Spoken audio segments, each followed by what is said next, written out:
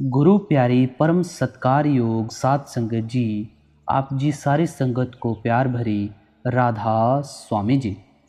गुरु प्यारी सात संगत जी, आज का ये सत्संग पहली पातशाही श्री गुरु नानक देव जी महाराज जी की वाणी में से लिया जा रहा है। सत्संग शुरू करने से पहले कुछ खास हिदायतें। पहली पातशाही श्री गुरु नानक देव जी महाराज जी का शब्द है, हमें गौर से सुनना और विचार करना चाहिए। अगर विचार करो तो तुम्हारा फायदा है, मगर अफसोस है कि जब हम सत्संग में बैठते हैं मन बाहर फिरता है। हम सारा सत्संग सुनकर फिर कह देते हैं कि जी मन नहीं लगता, ये 2 घंटे क्यों मगजमारी मारते हो, मगर मन सारा सत्संग सुनकर सिर फेर देता है। अब हमें गुरु नानक देव जी महाराज क्या हिदायत दे रहे हैं? सत्संग के वचन। आत्म में राम, राम में आत्म, चीनस गुर विचारा।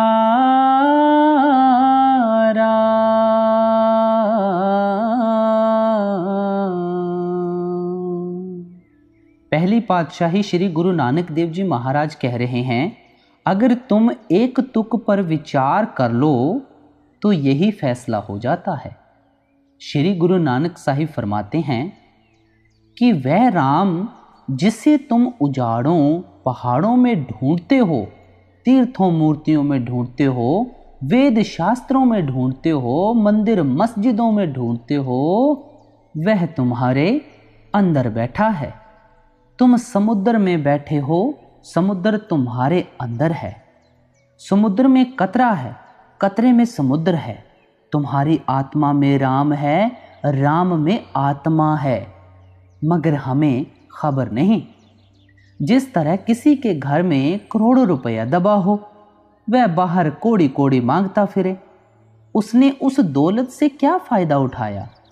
इसी तरह हम सभी के अंदर परमात्मा अकाल पुरख है, खंड ब्रह्मांड है, फिर भी हम बाहर टक्करें मारते हैं, कभी कहीं भटकते हैं, कभी कहीं।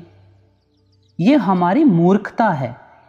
सो गुरु साहिब कहते हैं कि सारी दुनिया मूर्ख है, लेकिन अगर तुम किसी महात्मा से युक्ति लेकर अंदर चले जाओ तो मुक्ति हासिल हो जाए, तुम्हें फायदा हो जाए। पहली ही तुक बहुत तेरी है, आगे जाने की जरूरत नहीं। अब सवाल पैदा हुआ कि वह राम मिलता कब है? कहते हैं जब गुरु के पास बैठो, उससे राह लेकर उस पर विचार करो, पूछो कि मैं कौन सी राह जाऊं, फिर जो राह बताए उस पर सीधा चल पड़ो। जी। अमृत बाणी शब्द पछाणी,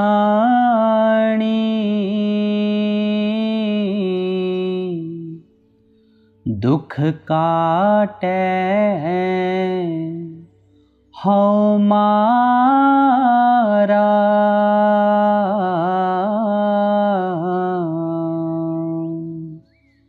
अब गुरु साहिब हमें बड़े प्यार से समझा रहे हैं, जब हम गुरु के पास जाएंगे वह हमें क्या देगा?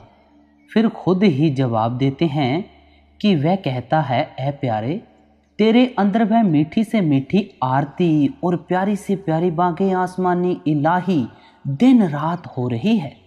फिर आपके मस्तक में 5 देश हैं, एक एक देश में एक एक राग हो रहा है। हाय हाय, वह परमात्मा जागता है और हम सोए हुए हैं। क्या हम लानत के काबिल नहीं? सोच लो, हमारी रूह का पति अकाल पुरुष परमात्मा जागता है, मगर हमारी रूह सोई हुई है। बड़ी गफलत है। जब हम अंदरूनी गुरबानी प्यारे से प्यारा राग और प्यारी से प्यारी आरती सुनेंगे, उसका क्या असर होगा? हमारा जन्म मरण खत्म हो जाएगा, मुक्ति हो जाएगी, रूह खंडों ब्रह्मंडों पर चली जाएगी, आज़ाद हो जाएगी। हम में ममता जल जाएगी। एक ही दवा है, जब उसे खाओगे फायदा हो जाएगा। कोई कोई भाग्य वाला ही अंदर जाता है। सारी दुनिया बीमार है, हौमे के बीमारी से जूझ रही है। हम दवाई खाते नहीं, अंदर जाते नहीं, हाय हाय करते हैं। जब उस अमृत रूपी वाणी को सुनोगे सारे दुख कट जाएंगे। क्या कहते हैं शेख फरीद जी?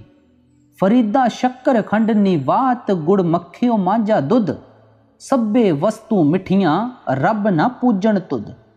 पर जो आवाज आदमी के अंदर हो रही है उसके बराबर कोई मीठी चीज नहीं।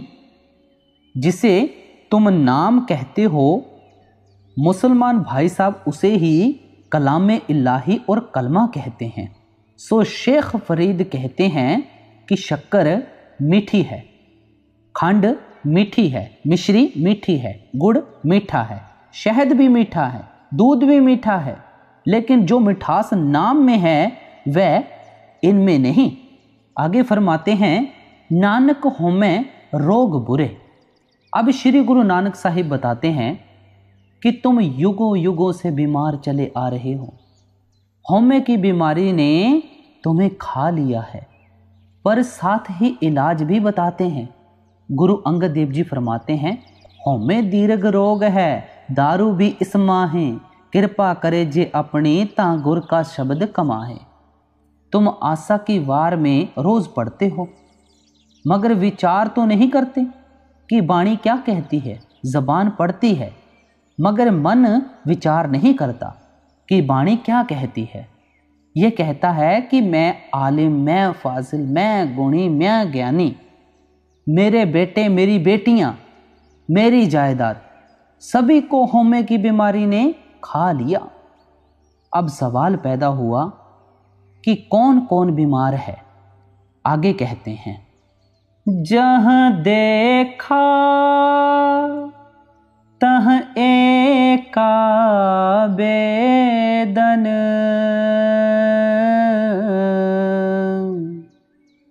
आपे बख्शे शब्द धूरे।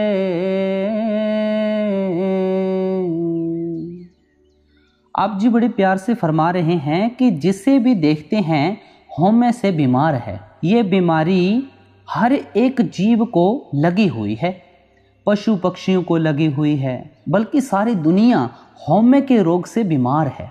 कहते हैं जब सारी दुनिया बीमार है तो किसी एक को क्या कहें।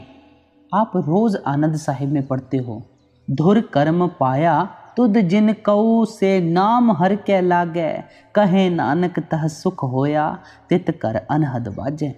कि धुर दरगाह से जिसे परमात्मा बख्शना चाहता है उसे ही शब्द देता है। वह शब्द का अभ्यास करता है, उसकी रूह शब्द के साथ जुड़ती है। कोई कोई अंदर जाता है और जो अंदर जाते हैं वे बड़े भाग्यशाली वाले जीव हैं।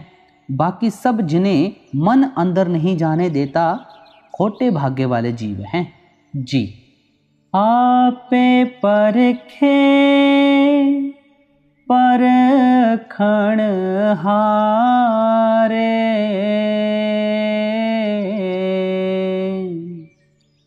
बहुर सुलाक न होई।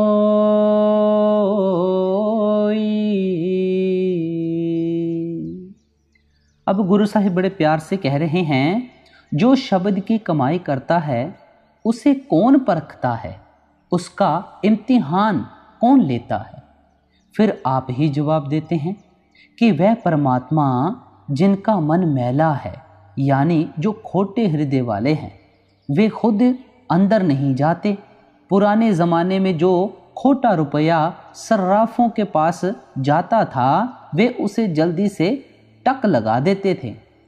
उसे कहते थे कि ये सुलाकी है, ताकि लोग देख लें कि ये खोटा है।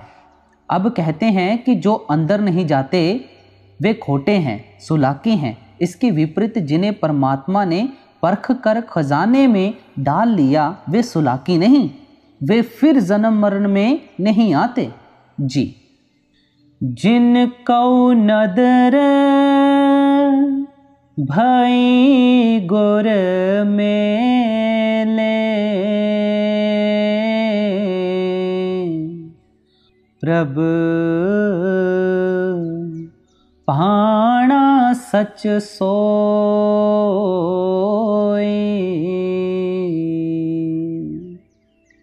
अब कहते हैं, जिन्हें परमात्मा परखना चाहता है उनका सबूत क्या है?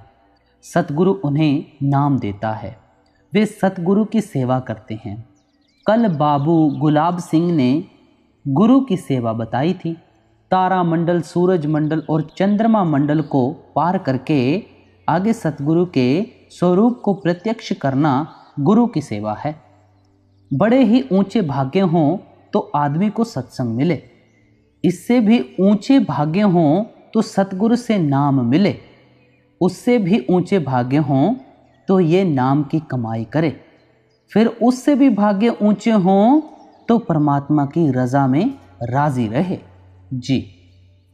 पौण पाणी बैसंतर रोगी, रोगी धरत संभोगी।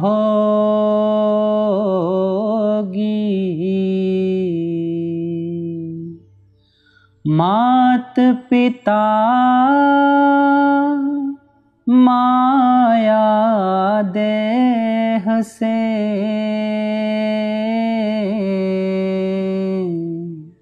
रोगी कुटुंब संजोगी।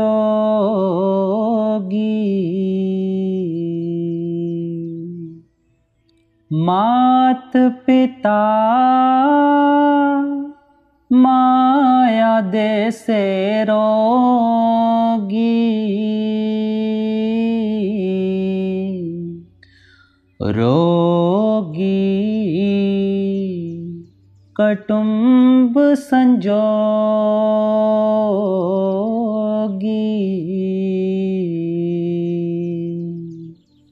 अब गुरु साहिब कहते हैं, धरती को भोगने वाले जितने पशु पक्षी इंसान वगैरह हैं सभी रोगी हैं। फिर कहते हैं, माता पिता रोगी हैं, बेटे बेटियां रोगी हैं, रिश्तेदार रोगी हैं, मतलब कि कुल कुटुंब रोगी है। और तो क्या, अपनी देह भी रोगी है। खुफ्ता रा खुफ्ता कै कुनद बेदार, जिस तरह सोए हुए को सोया हुआ नहीं जगा सकता, इसी तरह रोगी को रोगी आराम, तंदुरुस्ती, आरोग्यता नहीं दे सकता। ये कौन कह रहे हैं? श्री गुरु नानक देव जी महाराज जी। रोगी ब्रह्मा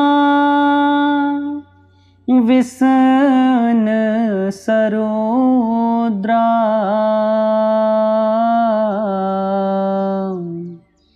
रोगी सगल संसारा।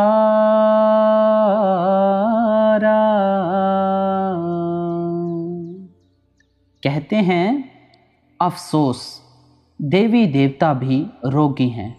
मियाद ख़त्म हो जाने पर उन्हें भी देह में आना पड़ता है। जी। हर पद चीन भय से मुक्ते,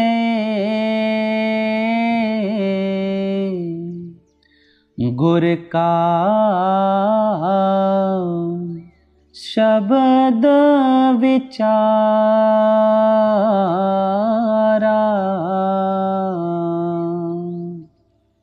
कहते हैं, दुनिया में तंदुरुस्त कौन है कि जिन्हें गुरु मिल गया, उसने 5 शब्द की राह दे दी और उन्होंने सब कुछ छोड़कर नाम की कमाई कर ली, अंदर आ गए। बाकी सारी दुनिया रोगी है। जिन्होंने अंदर जाकर उस नाम या बागे इलाही को सुन लिया, वे तंदुरुस्त हो गए, बाकी सब बीमार हैं। जी। रोगी सात समुंद सन दिया,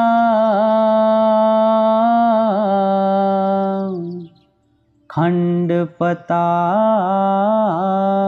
से रोग भरे,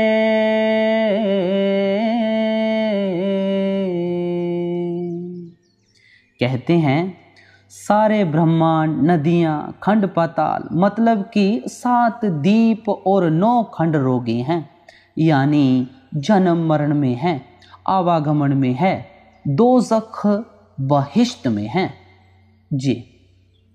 हर के लोक से साच सुहेले, सर भी थाई नदर करे,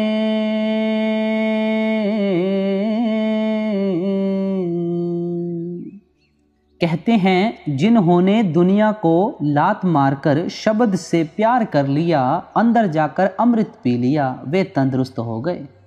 परमात्मा उनके साथ साथ फिरता है, पीछे पीछे फिरता है।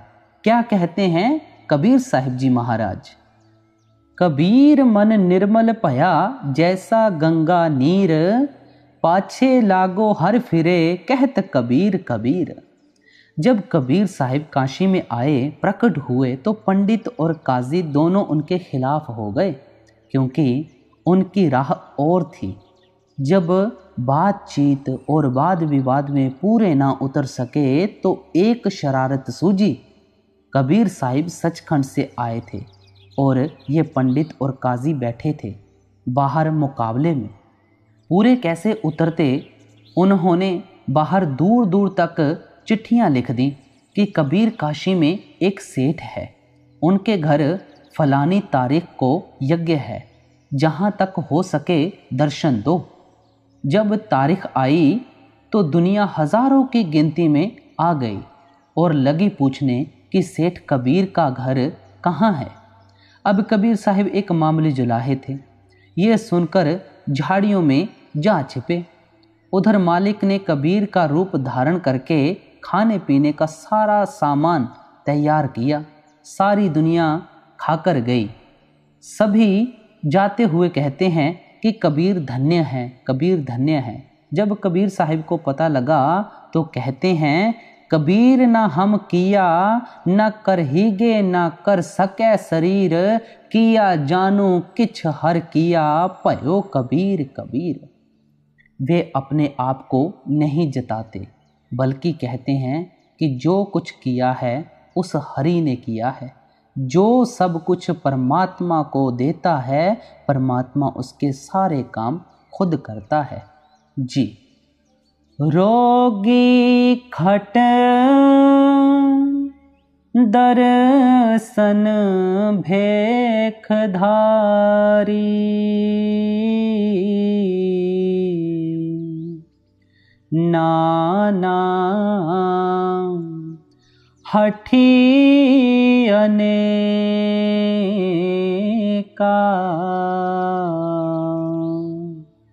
अब बड़े प्यार से कह रहे हैं, दुनिया में जो 6 दर्शन वाले हैं, हठी तपी मतलब कि जितने भेषी हैं और बेशुमार कौमें हैं, सब रोगी हैं, कोई मुक्ति प्राप्त नहीं कर सकता।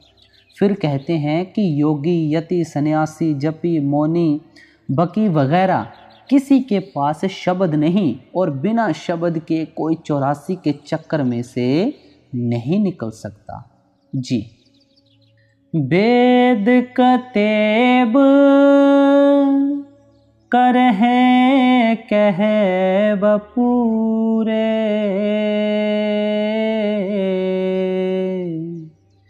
नह बूझे एक का।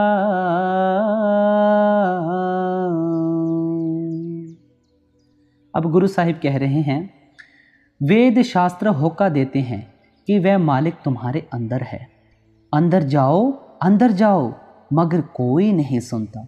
यहाँ होका भी कुछ नहीं करता, क्योंकि सारी दुनिया बीमार है। जब कहते हैं कि जो असली और ऊंचा रास्ता है वह वेद शास्त्रों से परे है, प्रलय में त्रिलोकी तक का नाश हो जाता है और महाप्रलय में पार ब्रह्मा का नाश हो जाता है। हालांकि वेद पार ब्रह्मा तक का भेद बताते हैं, मगर हम अंदर जाकर उसे भी हासिल नहीं करते। जी। मिठ रस खाए सोरोग भरी जय, कंद मूल सुख नाही।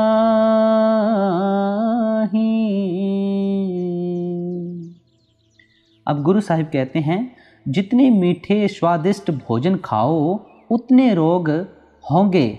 गुरु नानक साहिब कहते हैं, बहु साधो दुख प्राप्त होवे। यानी जितने भोग उतनी ही बीमारियां। हर खहो सोग ना मिटही, कबहु बिन पाणे परमायदा। जितने नाच रंग खुशियां उतने दुख।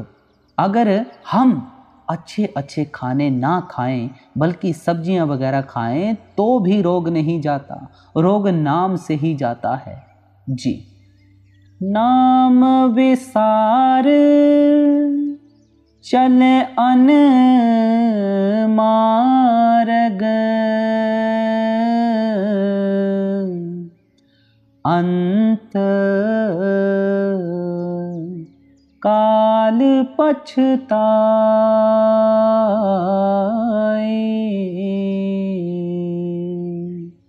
सारी दुनिया रोगी है, नाम दवाई है। नाम की दवाई तुम लेते नहीं, रोते आए रोते चले गए। ये दुनियादारी का खेल है।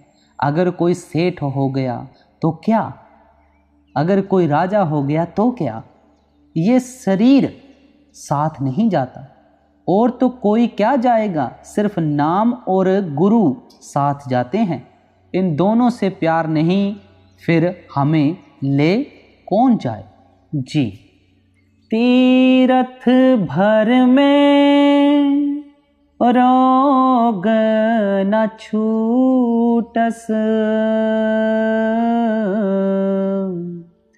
पड़या बाद विवाद भया।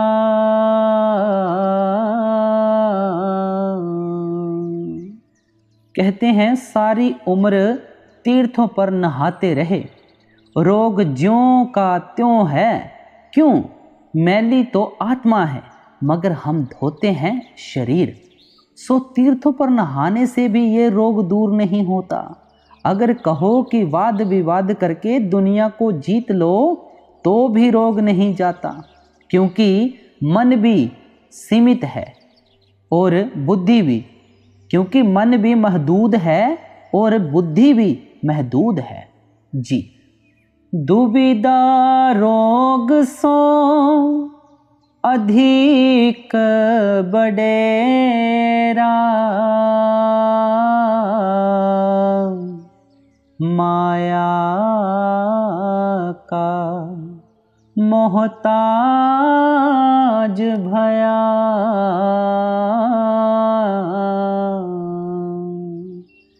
आंखों के पीछे पर्दा लगाकर हमें बाहर निकाला हुआ है। चीज है अंदर, अंदर हम जाते नहीं। कहते हैं सारा संसार दुविधा में पड़ा हुआ है। माया खाई, माया पी, माया से रिश्ते नाते, माया से प्यार किया।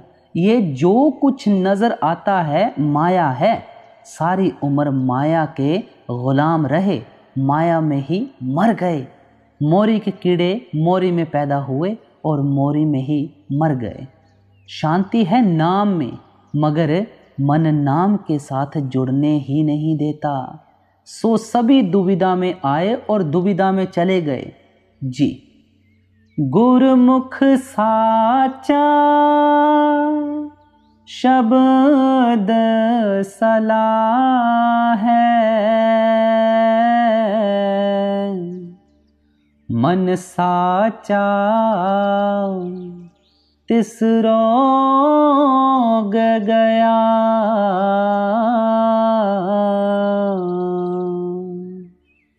अब गुरु नानक साहिब सवाल करते हैं कि इस बीमारी की दवा क्या है, इस बीमारी का डॉक्टर कौन है। फिर आप ही जवाब देते हैं कि जो खुद नाम की कमाई करते हैं और दुनिया के लोगों को उसका भेद देकर सचखंड ले जाते हैं, वे गुरु और डॉक्टर हैं। वे क्या दवाई देते हैं? वे कहते हैं कि भाई तेरे अंदर शब्द है, तू उसकी कमाई कर। मुझे शब्द की दवाई से फ़ायदा हुआ है, तू भी वह खा। जब प्रेम प्यार से शब्द की कमाई करेंगे, अंदर नाम की लज्जत लेंगे, गुरमुख बन जाएंगे, यानी तंदुरुस्त होकर परमात्मा की दरगाह में चले जाएंगे। फिर ना जन्म लेना है, ना मरना है, ना आना है, ना जाना है। अब गुरु साहिब अंत की कड़ी में फरमा रहे हैं, नानक हर जन अन दिन निर्मल, जिन कौ कर्म निशान पाया।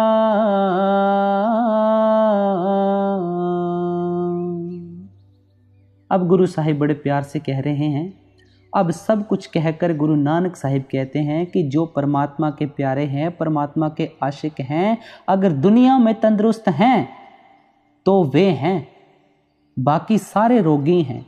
रोते पीटते आए और रोते पीटते चले गए। शब्द कहो या बांगे इल्लाही कहो, वह कितना मीठा है, प्यारा है, लजीज है, वे जानते हैं, जिन्हें शब्द का निशान मिल गया, जिन पर परमात्मा की बख्शिश हो गई। आज का ये सत्संग यहाँ पे समाप्त हो रहा है, तो हमें भी चाहिए कि गुरु की हिदायत के अनुसार नाम की कमाई करें, शब्द की कमाई करें। जी, नानक हर जन अन दिन निर्मल, जिन कौ कर्म निशान पाया।